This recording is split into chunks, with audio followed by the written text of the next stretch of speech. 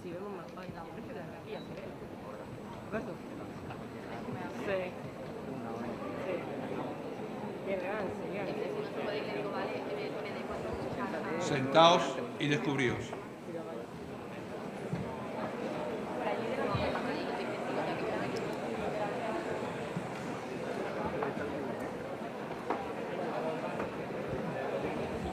Tiene la palabra el decano de la Facultad de Derecho,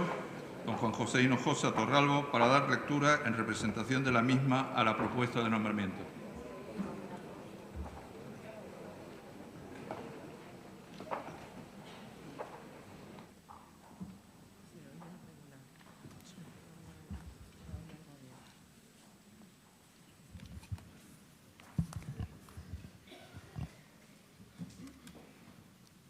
Con la venia, señor rector magnífico,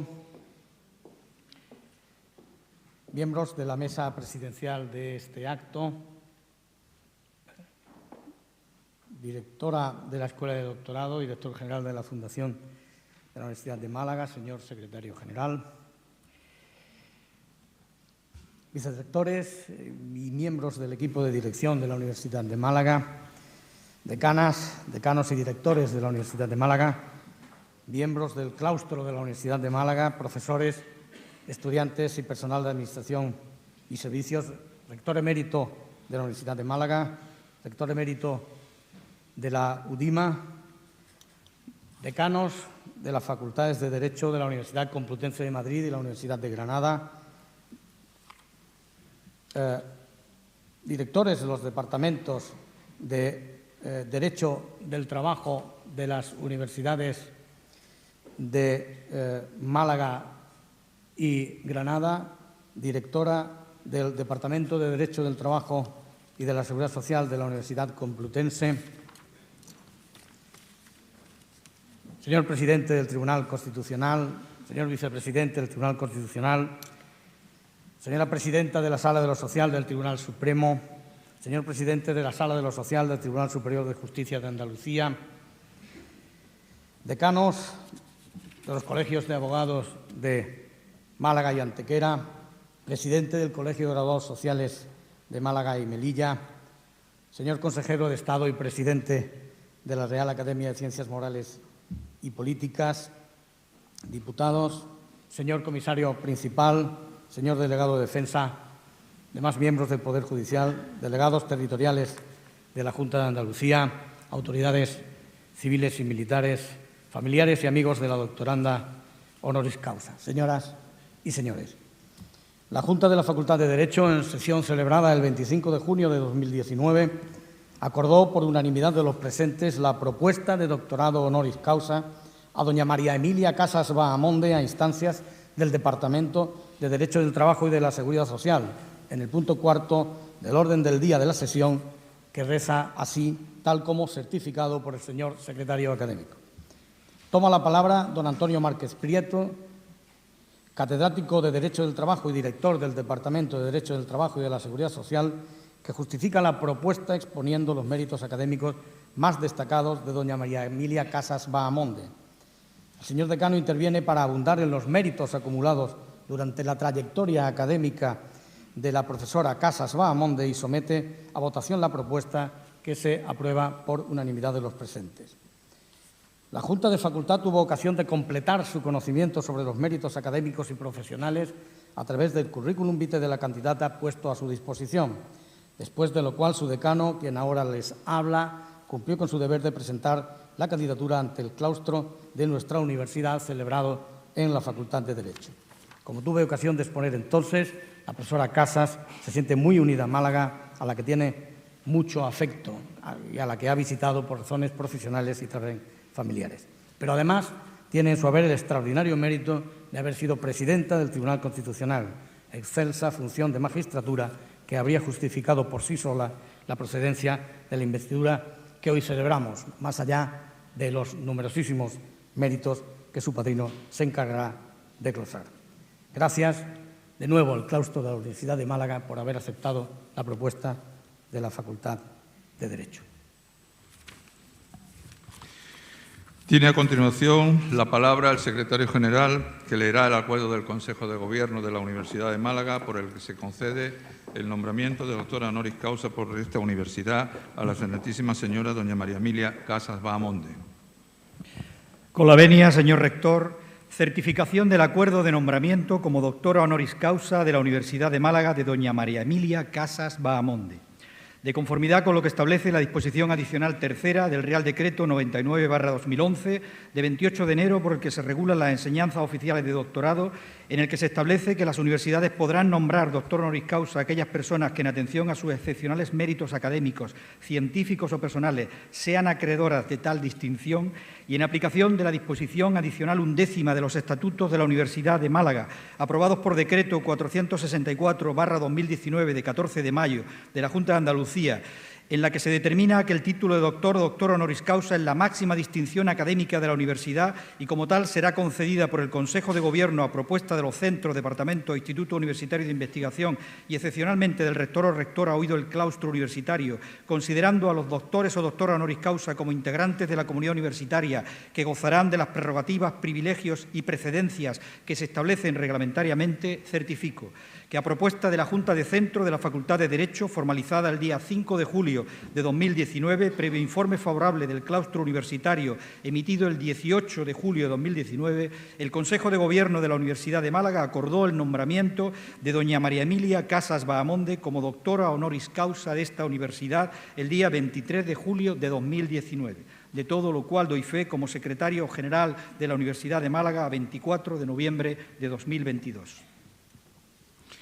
Alzaos y cubríos.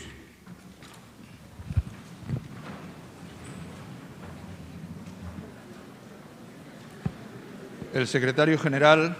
el decano de Derecho y demás miembros del claustro de la Facultad de Derecho sirvan a acompañar a la recipiendaria que va a ser investida honoris causa.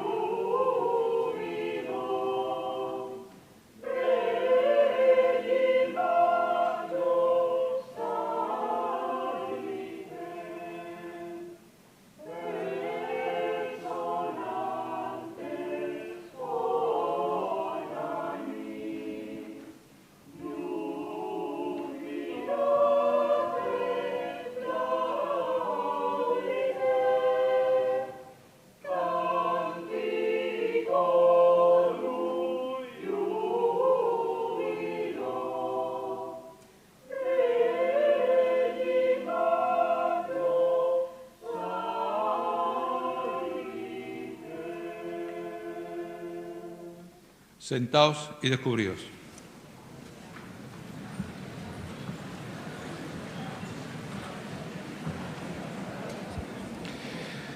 Se concede la palabra al doctor Antonio Márquez Prieto, catedrático de esta universidad del Departamento de Derecho del Trabajo y de la Seguridad Social, que procederá a la lectura de la laudatio de la doctoranda. Cuando quiera.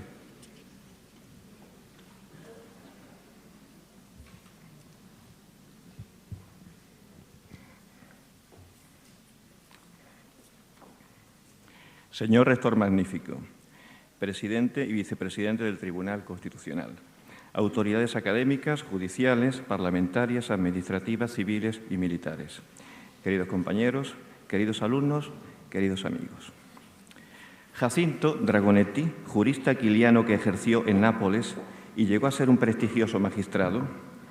publicó por primera vez en 1766 su libro de las virtudes y de sus premios, que de alguna manera representaba un complemento y un contrapunto de la obra de los delitos y sus penas del Marqués de Beccaria, habiendo llegado a editarse con habitualidad ambas obras en un mismo tomo con traducción a numerosas lenguas europeas. Dragonetti afirmaba que los hombres han producido miles de normas para castigar los delitos, pero ninguna para premiar la virtud, mostrándose muy partidario de la concesión de premios para la mejora del nivel moral de la sociedad, aunque desaconsejaba premiar directamente al virtuoso, porque dicha compensación individual podía socavar o eliminar su virtud. Sin duda, Dragonetti estaría contento en supuestos como este, ya que el otorgamiento del más alto grado universitario no está previsto como un reconocimiento estrictamente individual y personal. No me refiero solo al dato cierto de que la concesión de este doctorado, si bien da un trato honorífico a quien lo recibe, también ennoblece a la entidad que lo otorga, sino al hecho de que este es un acto de celebración colectiva, que incluso trasciende los límites de una universidad, pues concita presencias y participaciones para constituir un bien verdaderamente relacional.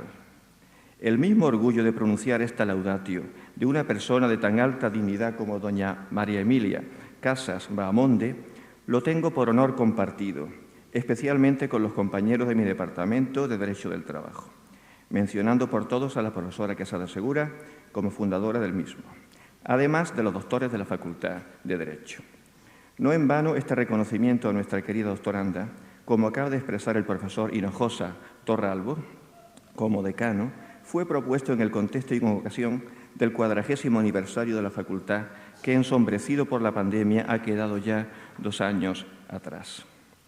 Agradeciendo, pues, con gran sentimiento el enorme privilegio, quiero destacar que el carácter relacional de este acontecimiento, traducido en una distinción que parte de una relación previa de la doctoranda con nuestra universidad para convertirse en una pertenencia recíproca institucional, es más humano y entrañable debido a que la personalidad de la doctoranda me permite referirme a lo grande, sin demérito de lo pequeño, porque se presentan unidos, a la grandeza que se reconoce cuando va unida a la sencillez, siendo esta también una virtud universitaria que es adecuado reivindicar. En el caso de doña María Emilia, resulta fácil y natural mencionar conjuntamente su cualidad de jurista académica, sus responsabilidades institucionales y los reconocimientos recibidos en el marco sencillo y afectivo de los aspectos personales y vitales. Por lo que, sin añadir ninguna intención laudatoria, paso a referir los siguientes hechos como son, en la plena confianza de constatar con toda verdad que existe causa de honor y, en normal consecuencia, solicitar la investidura que hoy nos convoca. Ante el currículum tan abrumador de la doctoranda, me centro en la alusión necesariamente reducida a los aspectos académicos, institucional y de reconocimientos. Pero también, al hilo de la relevancia de dichos méritos, tengo presentes estas 3 palabras, no menos importantes: excelencia, compromiso, humildad, que afloran en lo sucesivo casi sin invocarlas. Doña María Emilia es ante todo una jurista y una académica. En el ámbito universitario, que es el suyo y el nuestro, y más concretamente en el ámbito jurídico-laboral, su labor doctrinal alcanza un nivel eminente de primera línea, uniendo su calidad científica a un gran sentido humanista. No en vano, además de sus estudios de Derecho, cursó la licenciatura de Filosofía y Letras, Como muestra de esta orientación humanista, puede mencionarse, por un lado, su concepción de modelo de investigador o investigadora, que no es el que consiste en conseguirlo todo, sino que se basa principalmente en darlo todo. Y también a ello responde su visión unitaria e interdisciplinar del derecho, o más concretamente en nuestro ámbito laboral, su atención a la unidad entre el derecho del trabajo y de la seguridad social que siempre ha cultivado. Cito una gran obra suya de referencia, Seguridad Social y Negociación Colectiva, de 1977, que recuerdo con cariño por ser uno de los primeros trabajos que comencé a estudiar en mi periodo de realización de tesis doctoral. Dentro y fuera de España es reconocida la relevancia científica y académica de la doctoranda. De hecho, ostenta la presidenta de la Asociación Española de Derecho del Trabajo y Seguridad Social, sociedad científica laboralista de primer orden, junto con la Asociación Española de Salud y Seguridad Social. También es presidenta de la Sociedad Internacional de Derecho del Trabajo y de la Seguridad Social. Y como referente español en el ámbito jurídico laboral comunitario europeo, es habitual su participación en obras que analizan o evalúan las normas o las políticas laborales en la Unión Europea, por parte de tratadistas de diversos países, y es la experta en representación de España en el Observatorio de Relaciones Industriales y de la negociación colectiva de los países miembros de la UE. Entre estos trabajos europeos de la doctoranda, que son muchos, pueden mencionarse algunos ejemplos representativos por referirse a aportaciones doctrinales de mucho fondo, como la publicación In Support of an European Social Constitution, Oxford 1996, por su especial significación, también como la evaluación externa del cuarto programa de acción a medio plazo sobre la igualdad de oportunidades entre mujeres y hombres en el seno de la Unión Europea de 2001, o por haberse traducido sucesivamente a diversas lenguas europeas, como la obra Trabajo y Empleo, Transformaciones de Trabajo y Futuro del Derecho del Trabajo en Europa, última versión que fue en portugués año 2003.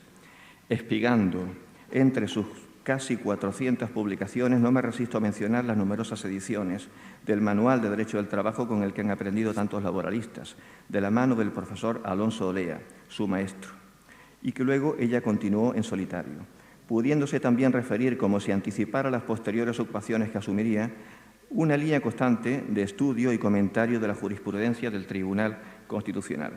Una carrera académica en la que continúa ofreciendo ininterrumpidamente su especial entrega y compromiso en la dirección del Departamento de Revistas del Instituto Europeo de Relaciones Industriales, asumiendo labores de gestión en varias universidades, sintiéndose parte de ellas y de los terrenos social y natural de las mismas. A pesar de su arraigo y pertenencia a la comunidad gallega, queda sitio en su corazón para otros lugares de España, como Málaga. Primero, en base a la amistad con profesores de nuestra área, siendo obligado a mencionar una vía adicional de conexión de la doctoranda con esta universidad que ha sido particularmente entrañable, la que le permitió visitar Málaga en varias ocasiones, experimentando un verdadero encanto por su provincia, en compañía de su marido, el prestigioso magistrado y catedrático de Derecho Administrativo, don Jesús Leguina Villa, ya fallecido, que fue maestro del profesor Vera. La grata sorpresa de descubrir lugares como Antequera, Ronda, Benaoján, Valle del Genal o Fuente de Piedra la han llevado a calificar a Málaga como su provincia, y ahora será esta, con mucho más propiedad que antes, su universidad. El segundo de los aspectos mencionados del currículum de la profesora Casas, el de sus altas responsabilidades institucionales, es el más conocido por parte de la comunidad universitaria, por lo que necesito detenerme menos en ello.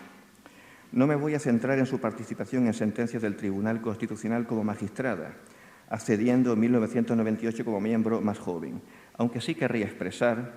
el respeto compartido como juristas, como universitarios y como ciudadanos a esa labor colegiada de garantizar el cumplimiento de la Constitución, en la que cada magistrado también se debe a su conciencia. Ni, por otro lado, me quedo en la indicación de haber sido la primera presidenta del Alto Tribunal, en periodo dilatado desde 2004 hasta 2011. Muchas de las sentencias mencionadas han adquirido ciertamente una gran resonancia, habiendo sido ponente en un total de 308, en asuntos sobre libertad sindical, sobre discriminación por razón de sexo, sobre derechos y libertades de los extranjeros en España y otros muchos. Pero quiero aludir de forma especial al deber para con la sociedad y el Estado que ha podido pesar sobre los hombros de los magistrados del Tribunal Constitucional y de su presidenta a la sazón, cuando el Tribunal ha funcionado casi como único parapeto del orden constitucional. Ello está relacionado no solo con la sentencia 31 del 2010, sobre inconstitucionalidad parcial del Estatuto de Autonomía de Cataluña,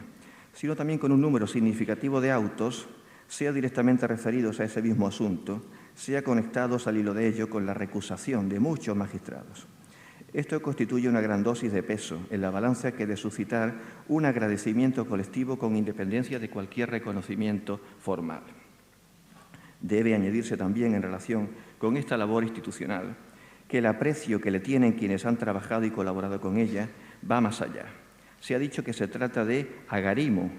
palabra gallega que desconocía, referida al cariño sincero por la persona con la que se ha convivido intensamente. Al aludir, en tercer y último lugar, a los reconocimientos recibidos por la doctoranda, quiero insistir en su humildad intelectual y humana. Es así como yo lo he percibido y como lo corroboran personas muy cercanas a ella. Amigos comunes con los que he podido cambiar impresiones, lo que expresa y sinceramente les agradezco. Ello me permite reforzar y objetivar mi testimonio personal. Por un lado, doy fe de que la profesora Casas acoge los premios con una sentida obligación de corresponder, ofreciendo su reconocimiento propio y propiciando así una relación de respeto y afecto recíprocos. Y por otro lado, el conjunto de estos reconocimientos expresa no solo el otorgamiento de las más altas distinciones, sino también la constatación de su arraigo social y su vinculación, como en este caso, a territorios y colectivos académicos, profesionales y ciudadanos. Además de pertenecer a altos órganos e instituciones como el Consejo de Estado y la Real Academia de Ciencias Morales y Políticas, es de destacar su conexión personal con diversas universidades. Por su trayectoria académica o por asunción de responsabilidades hay que mencionar las universidades de Valladolid, País Vasco, La Coruña, Complutense, Autónoma de Madrid y Carlos III. Y en esta última también ha recibido el doctorado honoris causa, como sucede con otras dos universidades, la de Las Palmas de Gran Canaria y Santiago de Compostela. En este sentido, muchos de los reconocimientos recibidos por la profesora Casas refuerzan su condición de membresía, aunque ya está dicho que es esta la concepción de la doctoranda en todos los casos. Como menciones de resonancia internacional, diré que es miembro correspondiente de las Academias de Jurisprudencia de Colombia y de Perú, miembro del Comité de Personalidades Independientes creado por el Reglamento Europeo 1141 del año 14 sobre el Estatuto y la financiación de los partidos políticos europeos y las fundaciones políticas europeas nombrada por el Parlamento Europeo. Ha recibido el reconocimiento de la Conferencia Iberoamericana de Justicia Constitucional por las labores jurisdiccionales en España, por la contribución con formación y difusión de la cultura constitucional en Iberoamérica y por la destacada participación en la Conferencia Iberoamericana de Mérida, Yucatán, año 2009. Y la Medalla de Honor del Tribunal Constitucional Faustino Sánchez Carrión, otorgada por el Tribunal Constitucional de Perú. A nivel nacional es miembro del Consejo Académico de la Fundación para la Investigación sobre el Derecho y la Empresa y de su Comisión Ciencia y Derecho, asociada ad honorem de la Asociación de Mujeres Investigadoras y Tecnólogas y de la Asociación de Juristas Gallegos en Madrid, miembro del Instituto Complutense de Estudios Internacionales, del Instituto de Investigación de la Asociación Coruñesa de Derecho Comparado del Trabajo y Seguridad Social, del Consejo de Ciencias Sociales de la Fundación Ramón Areces, del Consejo Científico del Instituto para las Relaciones Laborales Transparentes, miembro de honor del Consejo Científico del Centro Internacional de Estudios Políticos, patrona de la Fundación Coloquio Jurídico Europeo y de la Fundación General de la Universidad Complutense. También la doctoranda participa en tribunales para otorgar galardones de relevancia.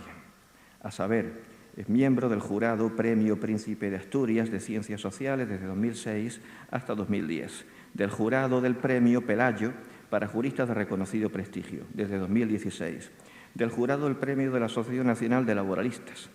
presidenta en 2012 y miembro en 2015 del Premio Foro Español de Laboralistas, miembro en 1991 y presidenta en 2002 del Tribunal del Premio de la Revista de Estudios Financieros, presidenta del jurado del 15º Premio de Convivencia, convocado por la Fundación Profesor Manuel Broseta.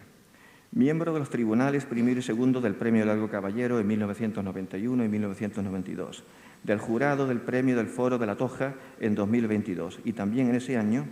año vocal del jurado del Premio Nacional de Historia. Paso a mencionar los premios recibidos por la profesora Casas que directamente distinguen una especial dignidad en los ámbitos jurídico, judicial y de participación ciudadana. Premio Pelayo para juristas de reconocido prestigio, Premio Extraordinario de Honor de la Asociación Nacional de Abogados Laboralistas, Medalla de la Orden del Mérito Constitucional, Gran Cruz de la Real y Distinguida Orden Española de Carlos III, Gran Cruz de la Orden de San Raimundo de Peñafort, Medalla de Oro de Galicia, Premio Victoria Kent en reconocimiento de la contribución a la consolidación de la democracia en España, Medalla del Consello Gallego de Relacións Laborais en su 30º aniversario, Medalla de Honor del Colegio de Registradores, Premio Vieira de Plata al prestigio jurídico y a la responsabilidad patrimonial, Premio de Honor de Women in a Legal World, Premio a Equitas, concedido por el Colegio de Graduados Sociales de Valencia, Premio Avanzando en Igualdad 2008, otorgado por la Federación de Servicios Públicos de Valencia, Premio Pionera de la segunda edición de Premios Policía Nacional por la Igualdad, Premio Enriqueta Pascual por la Igualdad, Premio Jurista del año 2005, concedido por la Asociación de Antiguos Alumnos de la Facultad de Derecho de la Universidad Complutense. Premio Anual de la Delegación de Asunta de Galicia en Madrid, Casa de Galicia, Madrigallega de Oro al Mérito Jurídico 2008. Elegida gallega del año 2011 por unanimidad del jurado, Grupo Correo Gallego. Premio Fernández Latorre, La Voz de Galicia. Y Premio al Mérito Social del Colegio de Graduados Sociales de Guipúzcoa, que se le entrega mañana en San Sebastián. Traigo a colación, por lo que luego digo, que siendo Jacinto Dragonetti magistrado en Sicilia, cargo que solo tenía por encima el de virrey, publicó en 1788 otra obra titulada El origen de los feudos en los reinos de Nápoles y Sicilia, en la que defendía una concepción moderna y no privatista de los feudos o beneficios, alegando que no se disfrutaban a título de propiedad, sino de usufructo. Así pues, y por todo lo anterior, pido solemnemente la concesión a doña María Emilia Casas Bamonde del supremo grado de doctora honoris causa por esta universidad, cuyos doctores también recibiremos con alegría junto con ella este beneficio, en el sentido no privatista y compartido de Dragonetti. Será a partir de ahora un bien relacional, porque los bienes relacionales, de acuerdo con la concepción de Gui, Donati, Ullaner, Sagden, Bruni o Nussbaum, son aquellos que de carácter inmaterial y ligados a relaciones interpersonales solo se pueden disfrutar en común. Gracias.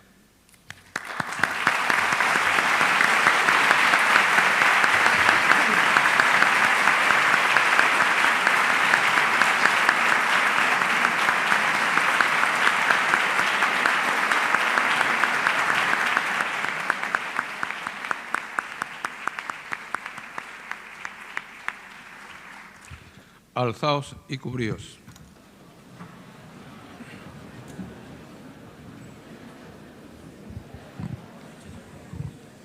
Se va a proceder a la investidura de la doctora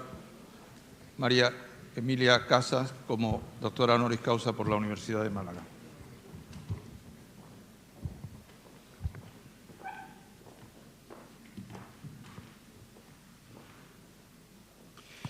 Por el Consejo de Gobierno, previo informe del claustro de la Universidad de Málaga, a propuesta de la Facultad de Derecho y en testimonio del reconocimiento de vuestros relevantes méritos, habéis sido nombrada doctora honoris causa de la Universidad de Málaga. En virtud de la autoridad que me ha sido concedida por las leyes del Reino, os entrego dicho título y la medalla de honor.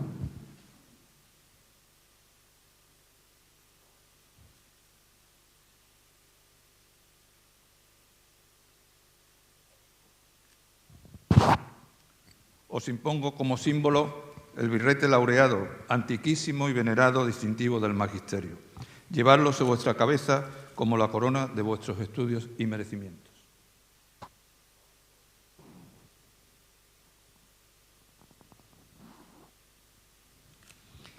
Recibid el libro de la ciencia que os cumple enseñar y que sea para vos significación y aviso de que por grande que vuestro ingenio fuere, deberéis rendir acatamiento y veneración a la doctrina de vuestros maestros y predecesores.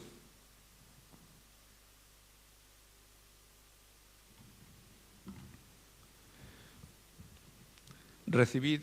el anillo que la antigüedad entregaba en esta venerada ceremonia como emblema del privilegio de firmar y sellar los dictámenes, consultas y censuras de vuestra ciencia y profesión. así como los guantes blancos, símbolos de la pureza que deben conservar vuestras manos, uno y otro, signos también de la distinción de vuestra categoría.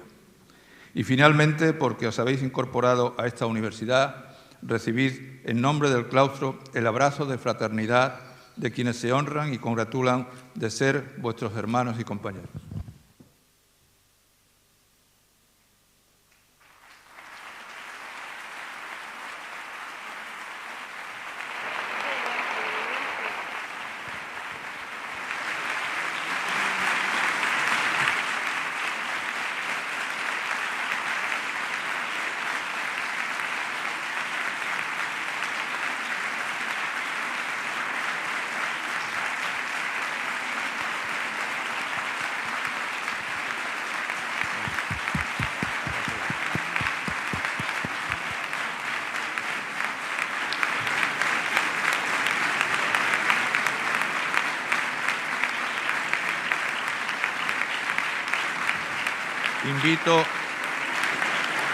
Invito a la nueva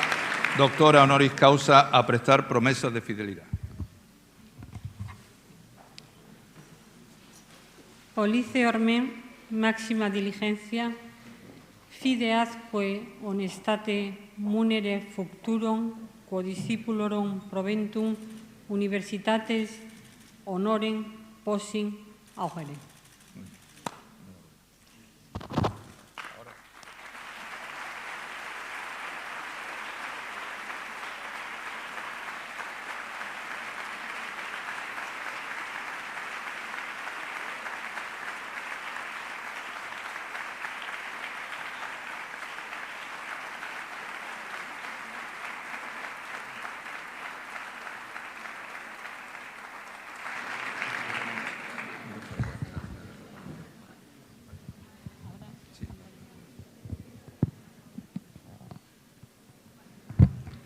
Sentaos y descubríos.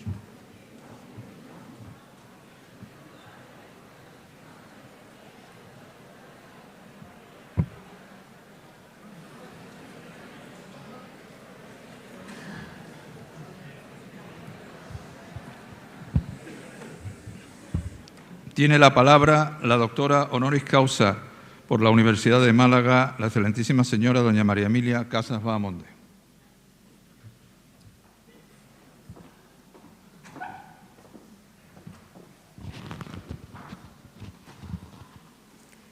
Con la venia. Rector magnífico, profesor Narváez Bueno, señores presidente y vicepresidente del Tribunal Constitucional, autoridades académicas, exrectores, autoridades civiles y militares, señoras y señores claustrales, alumnas y alumnos, amigas y amigos. Mis palabras han de ser de agradecimiento profundo al rector magnífico, al Consejo de Gobierno y al claustro de la Universidad de Málaga por el inmenso honor que tan generosamente me han brindado con mi nombramiento como doctora honoris causa. Una especial gratitud debo al Departamento de Derecho del Trabajo y de la Seguridad Social de la Facultad de Derecho, en la persona de quien entonces era su director, el profesor Antonio Márquez Prieto, quien tuvo la iniciativa en proponer mi candidatura, gratitud que hago extensiva al actual director, profesor Francisco Vila Tierno, y a todos sus miembros, que la aprobaron por unanimidad. Mi agradecimiento de todo corazón a la Facultad de Derecho, a su claustro, que me ofreció su respaldo unánime, y a su decano, profesor Juan José Hinojosa Torralbo, prestigioso catedrático de Derecho Financiero y Tributario, que acogió con el entusiasmo y generosidad que le caracterizan la propuesta de mi nombramiento y la impulsó muy directamente. Al profesor Márquez Prieto, mi padrino, debo, además de su fértil iniciativa, una cuidada laudatio llena de afecto y de amistad que verdaderamente me ha emocionado. Al Departamento de Derecho Público, a los profesores del área de Derecho Administrativo, Diego Vera Jurado y Juan Manuel Aillón Díaz González, me une una poderosa corriente emocional que ellos bien conocen, una sensación de tiempo inolvidable. El marco de las actividades conmemorativas del 40º aniversario de la Facultad de Derecho de esta universidad,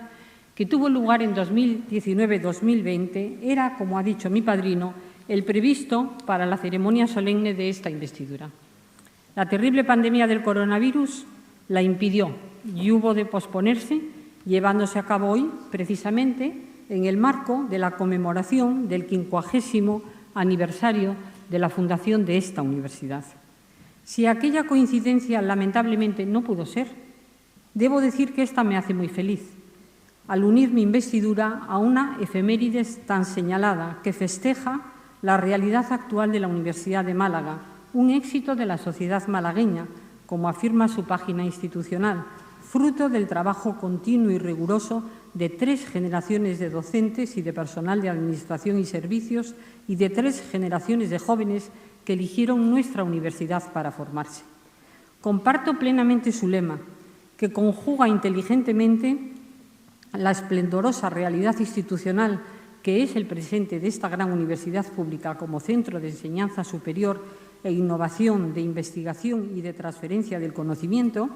y cuya existencia se ha convertido en signo distintivo de Málaga, una ciudad singular, de extraordinaria belleza y tan dinámica y potente como acogedora.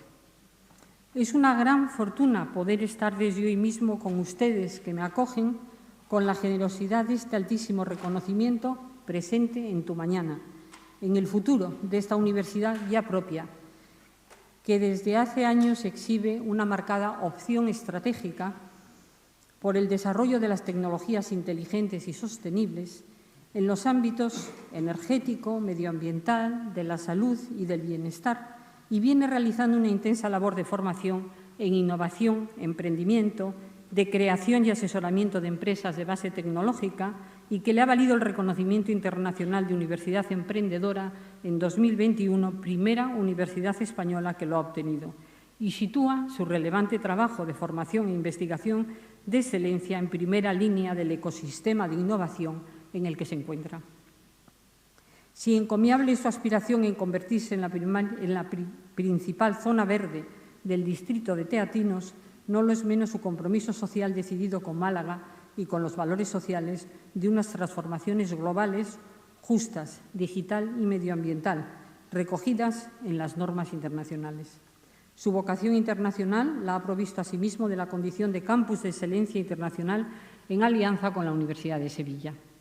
Es un privilegio, rector magnífico, incorporarme al claustro de la Universidad Malacitana, lo que hago con verdadero entusiasmo, consciente de la gran oportunidad que este reconocimiento me brinda de continuar mi quehacer académico en el marco de su claustro de profesores de excelencia, ampliando mis conocimientos y tratando de que sean útiles en el cumplimiento del código ético de la universidad y de su compromiso de actuar sobre la realidad social para mejorar el bienestar de las personas y contribuir a la solución de los problemas sociales. La Facultad de Derecho ha propuesto como doctores honoris causa de esta universidad a los profesores García de Enterría, Díez Picazo y Carrillo Salcedo. No cabe ni una brizna de duda sobre la justeza de la concesión de la máxima distinción de la universidad a dichos profesores, en reconocimiento de su trayectoria científica, humanística y de sus valores plenamente identificados con el espíritu y la esencia de la institución universitaria. Me abruma que este doctorado honoris causa que tanto me honra me sitúe a la altura de juristas tan memorables, de los que tanto he aprendido, sin cuyas aportaciones no se entenderían siquiera nuestros vigentes sistemas de derecho administrativo, civil e internacional público. Desgraciadamente, no podré compartir este privilegio con ellos. Su fallecimiento me apena y me abruma aún más, pues me deja sola ante la responsabilidad de tratar de devolver a la Universidad de Málaga cuanto me da con este honor. Mis méritos no son otros que haber ejercido la docencia y la investigación en el derecho del trabajo y de la seguridad social con afán de descubrir su razón de ser y su significación social y política, su elaboración conceptual, su ordenación normativa sistémica y principial, con ánimo abierto al contraste de opiniones y creencia firme en los valores de la democracia y del Estado de Derecho para sustentar una convivencia en paz y libertad renovada por el pluralismo político y guiada por la justicia y la igualdad como eje de transformación social. Mi maestro, el profesor Alonso Lea, marcó época en la historia de la construcción científica del derecho del trabajo, que ocupó la segunda mitad del pasado siglo. Aun aplicándole la perspectiva nada indulgente del tiempo, su estudio, siempre de problemas centrales, existenciales, y su ordenación institucional y contextualización histórica rigurosa, así como su visión de futuro, han dado permanencia a la gran obra que nos legó, que continúa siendo una guía inapreciable para afrontar la magnitud de los retos y cambios nada fáciles de un presente marcado por un futuro que lo empuja con apresuramiento. Maestro de todos los laboralistas, nadie como él supo vivir y transmitir la pasión por la ambición del conocimiento del derecho total, del sistema jurídico en su conjunto, en un mundo progresivamente abierto e interdependiente, por la investigación de excelencia y por la libertad de investigación. Deudora de sus enseñanzas, he reconocido siempre, y lo seguiré haciendo porque así debe ser, que nunca podré corresponder con mi gratitud cuanto de él recibí. En su acto de investidura por esta universidad, Mario Vargas Llosa dijo que influencia es una palabra peligrosa y aplicada a menesteres literarios contradictoria, explicando esta afirmación con gran sentido y mayor belleza literaria. La influencia en la construcción de la ciencia del derecho es imprescindible. Es fecunda, tanto de maestros como de discípulos y de la comunidad científica en interrelación continua, sea la influencia evidente en un aprendizaje metodológico que, no obstante, puede llevar y lleva a construcciones jurídicas separadas de las del maestro, o menos evidente, vuelvo a palabras de Vargas Llosa, aquellas de las que el beneficiario es menos consciente porque pasaron por encima o por debajo de su inteligencia y voluntad y se metabolizaron plenamente en él como ingrediente esencial de su personalidad científica.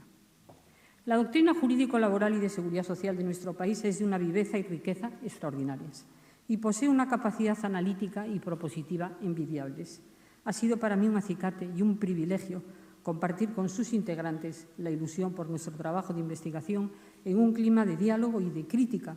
fundada con un resultado siempre provechoso para todos, basado en la excelencia, yo diría que en un proyecto consciente de alejamiento de la mediocridad. Su objeto de estudio es muy amplio e incluso ha crecido y crece con los años. Con él, la discusión y el espíritu crítico, que también ha mejorado con los años. Las transformaciones continuas de nuestra disciplina nos han obligado a situarnos también en el difícil terreno prospectivo de las futuras formas de trabajar y de vivir en sociedad,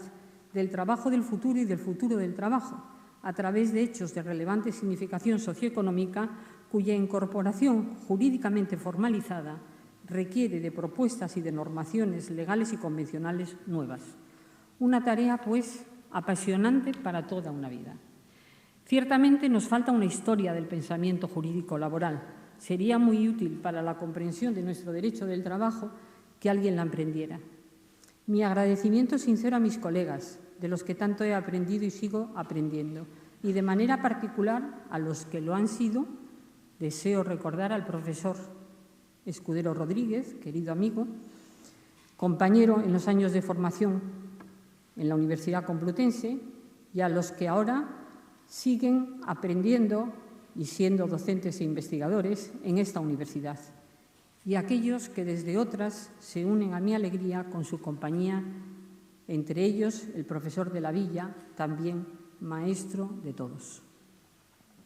Por múltiples motivos no puedo silenciar mi impagable deuda con los miembros de la Junta Directiva de la Asociación Española de Derecho del Trabajo y de la Seguridad Social, de su Comisión de Igualdad y de su sección juvenil. Mi agradecimiento agarimoso al profesor Cabeza Pereiro, vicepresidente de la asociación. A la Universidad Complutense debo mi formación primera en la enseñanza y en la investigación del derecho del trabajo y de la seguridad social y su continuo y permanente acogimiento en mis regresos desde otras universidades y del Tribunal Constitucional, como si no hubiese transcurrido un solo día. Mi decano, querido profesor Ricardo Alonso García, hijo de mi maestro, casi un hermano, y mi departamento siempre me han apoyado y tengo la suerte de que también estén conmigo en este acto tan importante para mí, que tanto les agradezco. A mi departamento en la persona de su directora, profesora Sánchez Durán Azaña.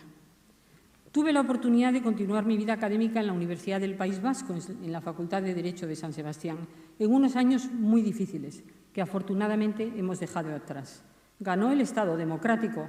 como no podía ser de otra manera, frente al terrorismo, la Constitución frente a sus vulneraciones, demostrando que no hay democracia posible fuera de la Constitución que la ha constituido y evidenciando la fortaleza del sistema jurídico español, como ha señalado el profesor Hinojosa Torralbo. Poner en marcha la Universidad Carlos III de Madrid supuso aplicar a un proyecto de transformación universitaria herramientas de la experiencia vivida en otras universidades para innovar y construir una universidad pública de excelencia en el sur de la Comunidad de Madrid. Fue un proyecto arriesgado, pero plenamente satisfactorio, abierto a las ciencias jurídicas y económicas, a las humanidades y a las ingenierías. A las universidades Carlos III de Madrid, de Las Palmas de Gran Canaria y de Santiago de Compostela, debo también su generosidad en acogerme en sus claustros como doctora por causa de honor. El ejercicio de la jurisdicción constitucional y de la presidencia del Tribunal Constitucional fue un regalo que marcó mi vida. No tengo palabras para agradecer la deferencia con que me han obsequiado el presidente García Trevijano y el vicepresidente Siol Ríos con su presencia en este acto. Hace más de 10 años que dejé el Tribunal Constitucional, pero el Tribunal nunca deja a sus magistrados. Su función es asegurar la supremacía normativa de la Constitución y no es fácil. Controlar a los poderes democráticos, al legislador, expresión de la voluntad popular, a quien corresponde en primer término la interpretación de la Constitución y la política de la constitucionalidad. Un demos constituido cada vez más plural, complejo y fraccionado. En definitiva, controlar a la democracia al servicio de esa misma democracia instituida por la Constitución. Su jurisprudencia ha sido y será patrimonio definitorio de nuestra democracia, que a todos nos enorgullece.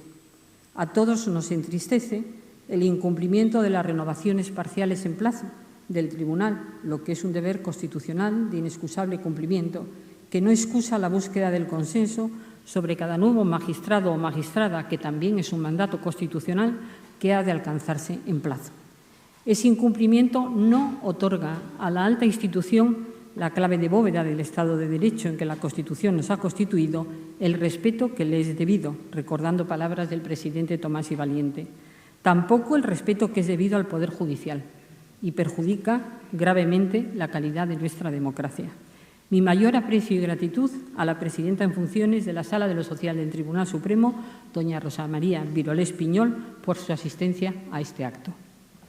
Como consejera electiva del Consejo de Estado, tengo la suerte de participar en el ejercicio de su alta función de supremo órgano consultivo del Gobierno, que desempeña con objetividad e independencia de acuerdo con la Constitución y las leyes, y al que rindo mi mayor respeto y consideración. En fin, mi elección como académica de número de la Real Academia de Ciencias Morales y Políticas me ha producido un plano superior de satisfacción al permitir beneficiarme de la sabiduría de mis colegas expertos en esas ciencias. Agradezco a su presidente, profesor Benigno Pendas Díaz, su generosidad en desplazarse a la Universidad de Málaga para compartir conmigo mi honda satisfacción por esta investidura. Permítame unas reflexiones sobre las competencias y transiciones profesionales en la digitalización y el cambio climático.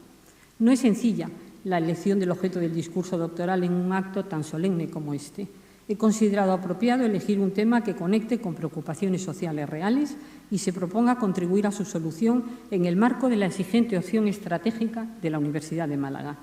por la innovación. Espero, para ello, al menos, haber seguido a la máxima de Voltaire de que para hablar hay que pensar, o algo que se le parezca. Serán unas reflexiones en su fondo sobre el trabajo y el empleo, que guardan coherencia con una de mis líneas de investigación principales que me vienen preocupando y ocupando desde finales del pasado siglo.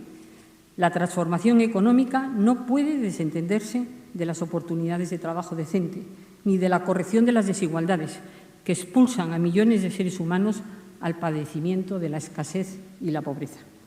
El logro de la sostenibilidad social, del desarrollo económico y del cambio medioambiental, Objetivos de Desarrollo Sostenible de la Agenda 2030 de Naciones Unidas, tiene una proyección concreta en las funciones sociales de los Estados constitucionales.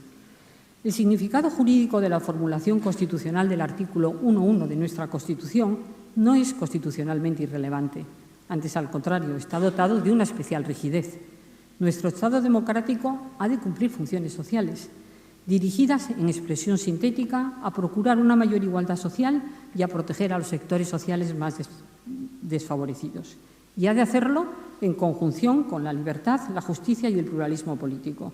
El logro del valor capital de la igualdad es un imperativo de los Estados sociales. Es un hecho, sin embargo, el crecimiento actual de las desigualdades que corroen las democracias liberales y hacen ineficiente el funcionamiento del sistema económico, llegando, se ha dicho invirtiendo los términos, a crear unas minorías discriminatorias, una inmensa minoría, y unas mayorías discriminadas concentradas en segmentos determinados de la población trabajadora y desempleada, la inmensa mayoría. El Estado democrático social, constitucionalizado como está, no solo en el artículo 1.1, también en el 9.2, en los derechos fundamentales, en los principios rectores de la política social y económica, ¿acaso no impone límites al legislador mayoritario en nuestra democracia pluralista? Ahí están para confirmarlo, entre otras, la significación constitucional de un Estatuto de los Trabajadores y sus derechos fundamentales y la garantía institucional de la seguridad social, que han de ocuparse de lo que podríamos llamar el peso del futuro, que hizo que David Lawrence, un escritor inglés de la modernidad y de la industrialización, se preguntase: ¿por qué no puede ser mi futuro una mera sucesión de días? Entre otras razones, porque si se trata de una persona joven, las transiciones de ocupación y profesión se convertirán en un fenómeno definitorio de su futuro trabajo. Las habilidades y competencias profesionales de las personas han cobrado nueva actualidad y precisan de nuevos enfoques ante la revolución imparable de las tecnologías. La limitada complejidad productiva de nuestra economía, no obstante estar dirigida por la innovación, y el retraimiento económico y productivo del trabajo, que además de prestarse en un entorno tecnológico, ha de ser compatible con la habitabilidad del planeta, lo que no siempre es armonizable. Estos nuevos enfoques parten de la premisa de que las transformaciones económicas y el envejecimiento causan escasez de habilidades profesionales y toman como punto de observación no solo su crecimiento, sino sus cambios, obligados por la obsolescencia de determinadas competencias y la necesidad de obtención de otras nuevas, objetivamente exigidas por los trabajos y sus modelos de organización, transformados por la difusión de la digitalización, la automatización, la inteligencia artificial en los distintos sectores de la economía y por la necesidad de combatir los efectos del cambio climático. El trabajo, como dijera Alonso Lea, es esencial para la condición humana, esencialidad que se complementa con la centralidad del trabajo en el sistema económico productivo. Esencialidad y centralidad no asegurada, sin embargo, por las transformaciones económicas, tecnológicas y medioambientales. La Ley Orgánica 3/2002 de 31 de marzo de ordenación e integración de la formación profesional da cuenta de la gravedad del problema en nuestro país. Dice así: la falta de cualificación profesional o de su reconocimiento prácticamente afecta a la mitad de la población activa del país. Esto limita el progreso profesional de muchas personas y en muchas ocasiones su propia continuidad en el empleo, privando a estas personas de derechos de ciudadanía social y de oportunidades de realizarse plenamente como tales. Y añade, este riesgo de limitación de ciudadanía aumenta cuando tomamos en consideración que el fuerte cambio tecnológico y económico al que estamos sometidos exige una adecuada cualificación y flexibilidad del capital humano para adaptarse a las circunstancias cambiantes de la transformación tecnológica y de la economía verde y azul. Insistirá, la formación de la población activa, ocupada y desempleada en España se encuentra en índices por debajo de lo que todas las perspectivas indican necesarios para mantener actualizada y cualificada a la población. Es urgente, desde luego, mejorar los mecanismos de formación y recualificación y ajustarlos a las necesidades próximas a los desempeños profesionales. El conocimiento es un factor estratégico para el ser humano y para su trabajo, para los sistemas económicos, el futuro de las sociedades y la consecución de mayores cotas de salud, bienestar, riqueza y cohesión. Las soluciones que demandan las necesidades de adquisición y adaptación de las competencias y habilidades profesionales conciernen a los sistemas educativos y de formación profesional, a las universidades y a las empresas y personas trabajadoras, y a las instituciones y técnicas del derecho del trabajo y de la seguridad social para alojar esas transiciones profesionales y su éxito o eventual fracaso y garantizar la justicia social de los cambios. No es una tarea fácil si tenemos en cuenta que, según determinados indicadores globales, entre el 8 y el 9% de los puestos de trabajo en 2030, en distintas economías, entre ellas la española, serán puestos hoy inexistentes, también para el sistema educativo. La creación de tecnología y el desarrollo de la innovación en las empresas se enfrentan a dificultades perfectamente identificadas, en cambio, entre las cuales la escasez de formación ofrecida a los trabajadores y de diálogo social, combinados con bajos salarios y baja productividad, no favorece la innovación empresarial ni la creación y retención del talento. No es casual la reciente aprobación de la Directiva 2022-2041 del Parlamento Europeo y del Consejo de 19 de octubre de 2022 sobre unos salarios mínimos adecuados en la Unión Europea. Y aunque es cierto, como dice la ley antes citada, que la creatividad e innovación de una economía no es solo el resultado del talento de los grupos directivos y que el talento es una cualidad presente en toda la población, la creación de tecnología e innovación, y no solo su uso, requieren de ordinario de niveles superiores de cualificación. Cuando creíamos poder afrontar la recuperación de la COVID con la ayuda de los fondos Next Generation de la Unión, nuevas crisis han cabalgado sobre la anterior, un proceso inflacionario desbocado de los precios de la energía y de los alimentos y una crisis energética agravada por nuestra dependencia energética, la invasión de Ucrania por Rusia y la consiguiente guerra, de la que hoy precisamente se cumplen 9 meses, en un panorama de creciente incertidumbre económica y geopolítica. En este incierto panorama merece atención, muy brevemente, la afirmación del estudio más reciente del McKinsey Global Institute de la Universidad de Arizona, The Future of Work After COVID-19, que analiza 8 países con diversos modelos económicos y de mercado laboral: China, Francia, Alemania, India, Japón, España, Reino Unido y los Estados Unidos. Esos 8 países juntos representan casi la mitad de la población mundial y el 62% del PIB. El informe asegura que, textual, el reto de reciclar y recolocar a los trabajadores en nuevas ocupaciones a largo plazo será mayor que el de adaptarse a la crisis de la COVID-19 tal y como se desarrolló. Es una afirmación que realmente impacta, porque la COVID fue un esfuerzo de adaptación nunca vivido y porque en las economías avanzadas en torno al 70% de la mano de obra trabajaba en relaciones de proximidad personal que la COVID puso en riesgo de un día para otro por la transmisión incontrolada del contagio vírico. Nada, imagino, podría superar la necesidad de adaptación de una situación tan inconducente que provocó millones de enfermos y de fallecidos, confinamientos, cierres de empresa y faltas de rentas del trabajo, lo que no resta un ápice de importancia al reto de recolocación de los trabajadores a corto, medio y largo plazo, desplazados por las transiciones digital y ecológica, de cuya solución justa depende la seguridad existencial de millones de personas, de las generaciones actuales y futuras. Tanto desde la ética como desde el derecho y del pragmatismo utilitarista. Los cambios no transcurren en el terreno de lo inevitable, movidos por una ideología al margen de la política, como advirtiera Habermas hace muchos años, sino bajo constituciones y estados democráticos y sociales y ordenamientos jurídicos, que han de desplegar sus funciones para evitar el incremento de las desigualdades sociales que inevitablemente conducen a la expulsión social y a la pobreza. El trabajo no se presta ya, a través de un único contrato para única empresa durante la vida laboral de la persona trabajadora. No es esa la cuestión. La cuestión es que la normalidad de la vida laboral conocerá transiciones o cambios no de puesto de trabajo, sino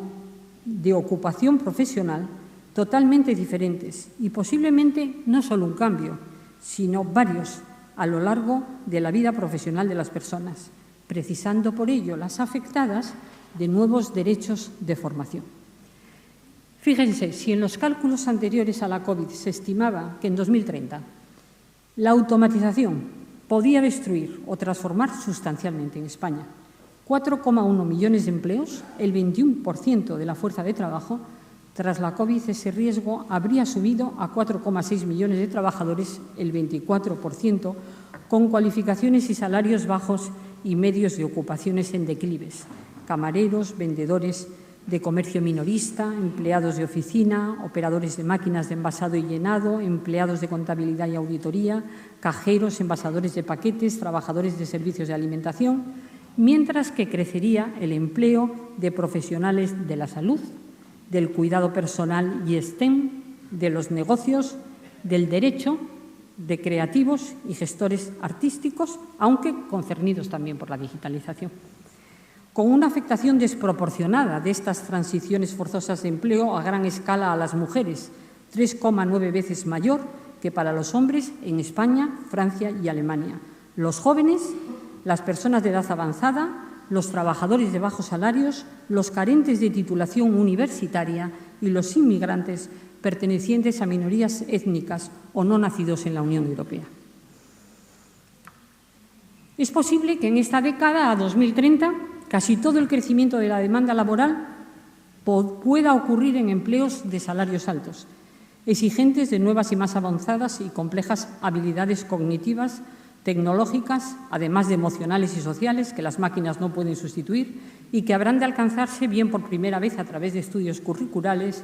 bien mediante transiciones laborales o profesionales, desde empleos de bajos y medios salarios, lo que constituye todo un reto, pues las transiciones de las ocupaciones de bajo salario a las de alto salario han sido históricamente poco frecuentes.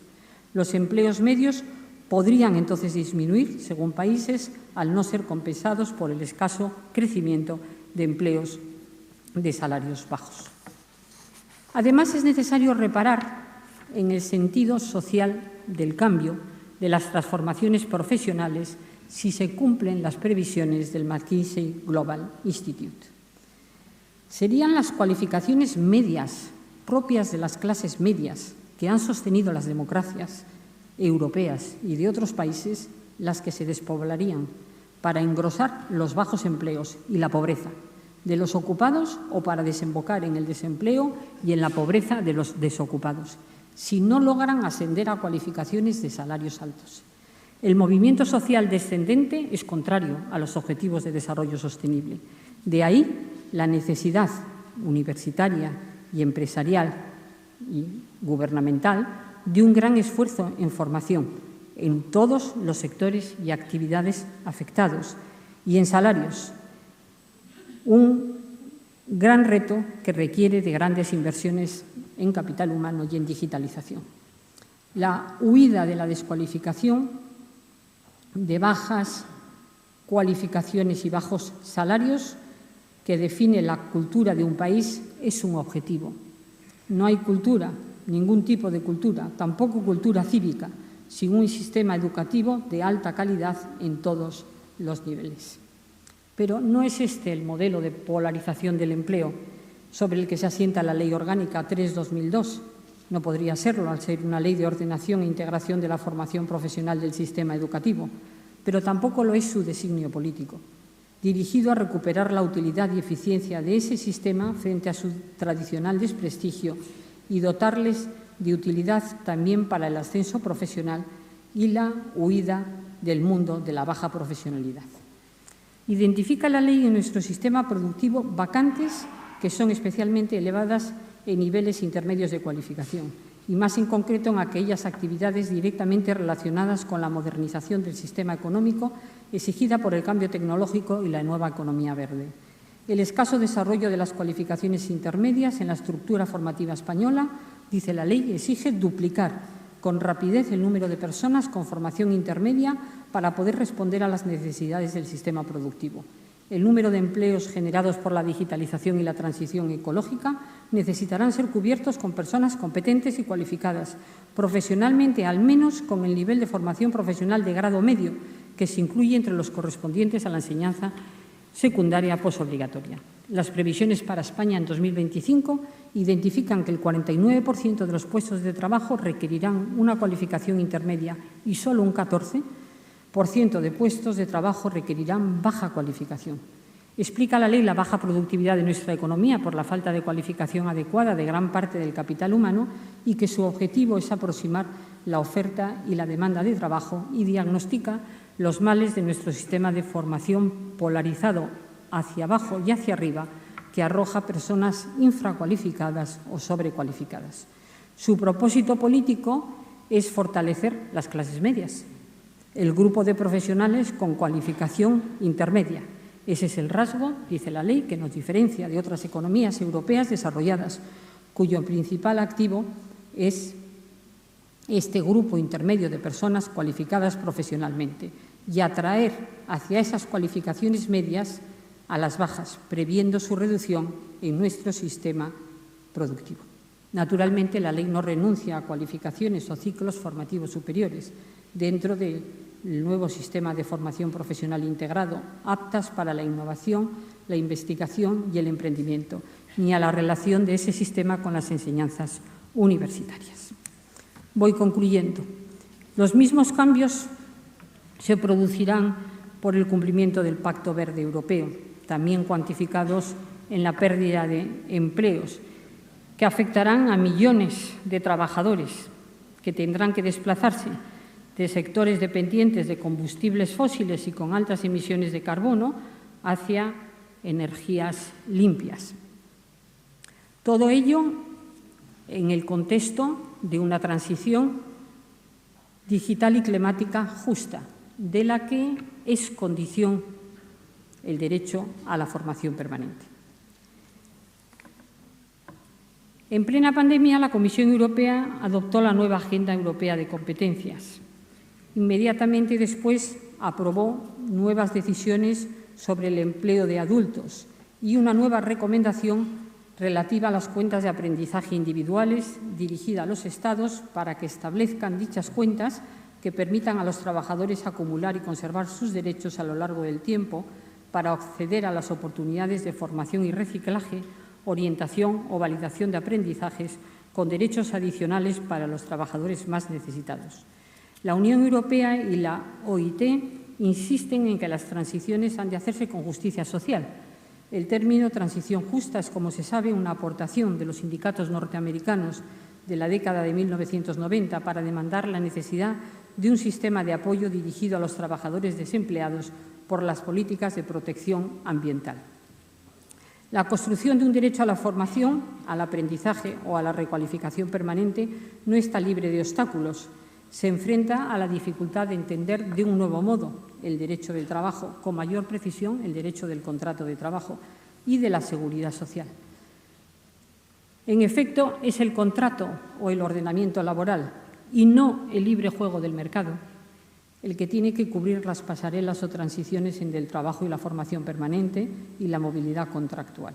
Esta concepción de la relación laboral, más allá del empleo, precisa aumentar la inversión pública y privada en las capacidades de las personas, lo que no necesariamente ha de hacerse a costa de las empresas. No es este el momento ni el lugar de avanzar en la construcción técnica de este derecho, que al margen de las crisis sectoriales o individuales de empresas, ha de seguir la estela, en mi opinión, de los derechos de conciliación de la vida laboral y familiar, aquí de la vida laboral y personal, teniendo en cuenta que la pérdida u obsolescencia de las cualificaciones podría también considerarse una nueva contingencia cubierta por el sistema de seguridad social que no solo ha de proteger a las personas frente a los alias de su vida biológica, sino de su vida profesional. Pero no seguiré por aquí, solo reiteraré que no habrá transiciones económicas justas sin empleo y sin condiciones salariales y de trabajo adecuadas, es decir, sin trabajos decentes, sin formación continua y sin diálogo social. Esas condiciones son las que asimismo favorecen el desarrollo innovador de nuestras empresas, la productividad y el talento. El camino de la formación, del aprendizaje permanente, es ya de tránsito obligado. Nos falta construirlo plenamente. Hasta la Ley Orgánica 3/2022 no hemos sabido incorporar el modelo alemán de formación profesional dual de comprobado éxito en aquel país para la incorporación laboral de los jóvenes y de resultado adverso en el nuestro, convertido en modalidad secundaria y desprestigiada de acceso al trabajo. Factores sociológicos y culturales están en la explicación de este fracaso, criticado desde hace muchos años. Los recientes cambios normativos en la línea adecuada parece que comienzan a proporcionar evidencias en algunas comunidades autónomas de colocación de jóvenes que han seguido la formación profesional reglamentaria en combinación con el trabajo en las empresas. No debería caer en saco roto, rector magnífico, la iniciativa de que la formación dual se extendiera a las universidades, aunque en ejercicio de su autonomía quede a la decisión de cada una la adopción de métodos de combinación de sus enseñanzas curriculares con el trabajo de primera incorporación en empresas y de esas enseñanzas y de los estudios propios con la finalidad de recualificación y facilitación de las transiciones profesionales de las personas trabajadoras adultas a lo largo de su vida. La labor que singulariza a esta universidad en la conexión de la esfera empresarial con la académica y científica y de apuesta por los valores de formación e innovación describen una situación que merece una felicitación entusiasta. Guardaré un recuerdo inolvidable de este día jubiloso. Tuve la suerte de nacer en una familia que me educó en igualdad y que apoyó en todo momento mi decisión de dedicar mi vida al ejercicio de una profesión y mi elección de que esta fuera la docencia e investigación universitaria en Derecho y en Derecho del Trabajo y de la Seguridad Social.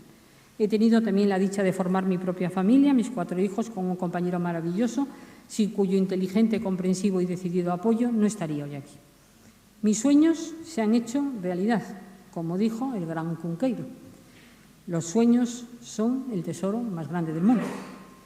Las palabras no son sino vagas sombras de lo mucho que queremos decir, según escribió Theodor Dreiser. Son pequeños eslabones sonoros que encadenan sentimientos y propósitos grandes e inaudibles. Este doctorado honoris causa deja en mí una marca más honda de lo que es acostumbrado pensar y no tengo yo palabras para decir. Lo llevaré siempre conmigo en mi corazón, como bien decía mi padrino. Muchas gracias.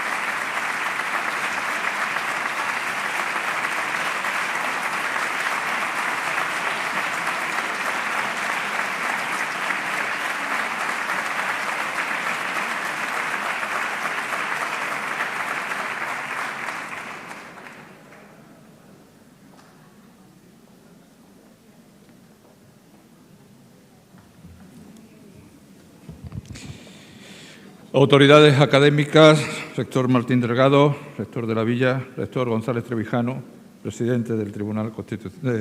Constitucional, señor vicepresidente del Tribunal Constitucional, señor presidente del Consejo Social, señor consejero de Estado, autoridades civiles, militares, miembros del Poder Judicial y la Judicatura, doctora honoris causa, padrino, profesores, personal de Administración y Servicios, estudiantes. El claustro de la Universidad de Málaga acaba de recibir a la profesora María Emilia Casas Bahamonde como doctora honoris causa, siguiendo nuestra tradición universitaria con el acto formal con el que acogemos a mujeres y hombres ilustres de las ciencias, de las artes y de las humanidades para formar parte de nuestra comunidad académica. Gracias a la Facultad de Derecho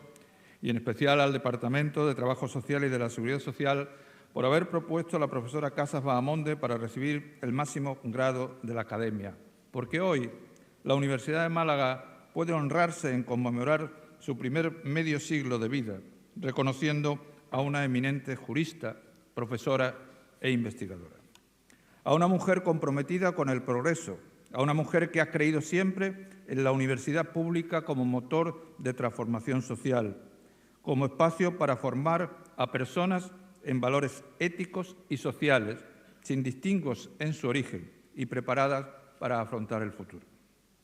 Hoy, la Universidad de Málaga ha querido reconocer en María Emilia Casas a una mujer que ha logrado hacer camino y que nunca ha dejado de andar. Ella fue la primera catedrática de Derecho del Trabajo, ha sido la primera presidenta del Tribunal Constitucional y desde este momento es uno de los referentes emblemáticos de nuestra universidad. Ha luchado desde su propia experiencia vivida cuando las mujeres solas ocupaban los trabajos que los hombres le dejaban y las pocas que alcanzaban puestos relevantes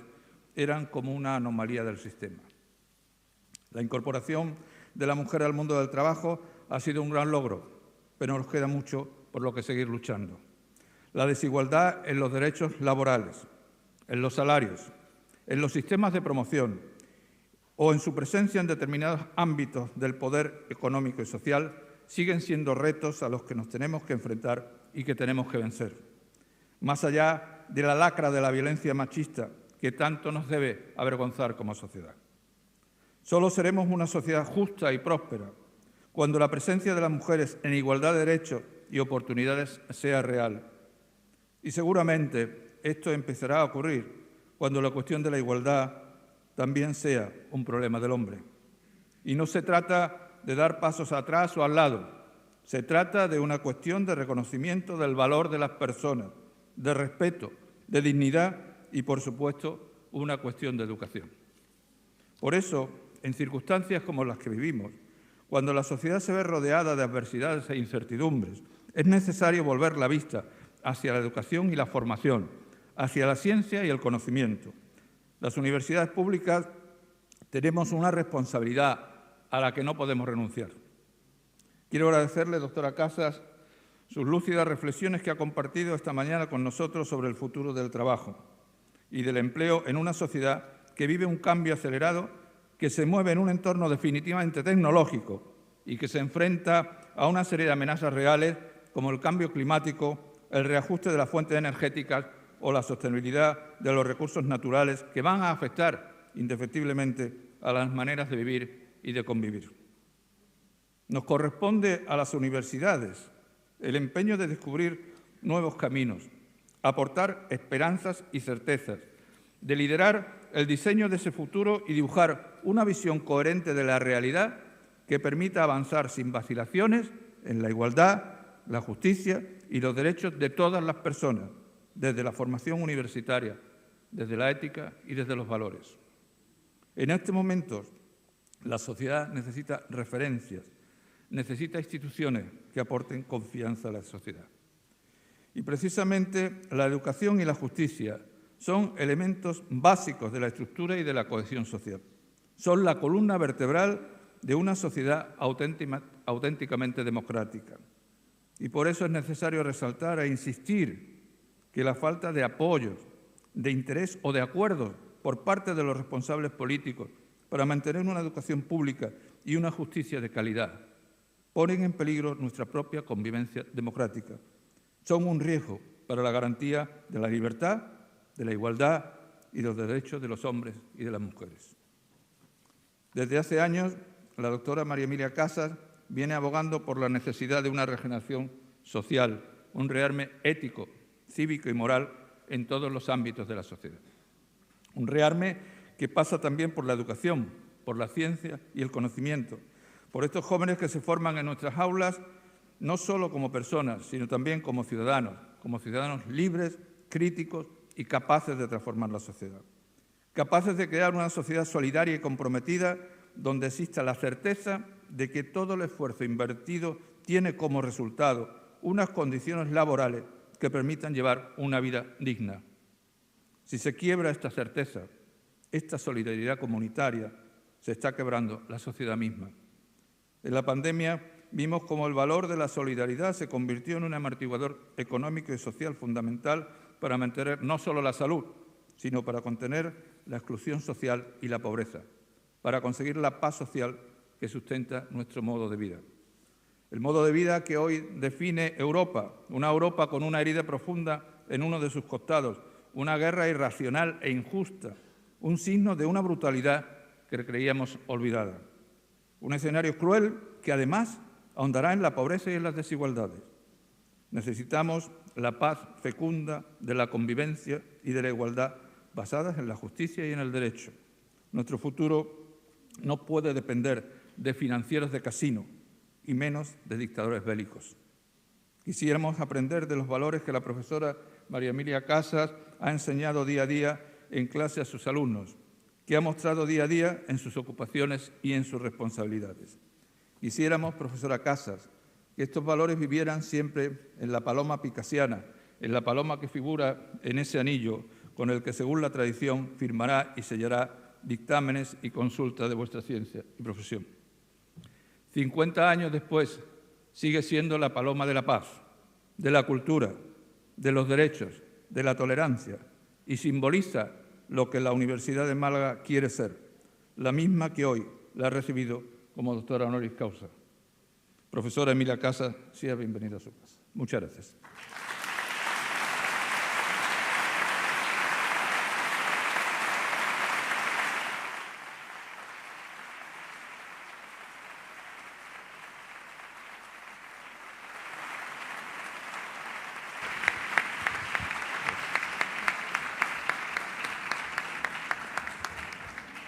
Levantaos y cubríos.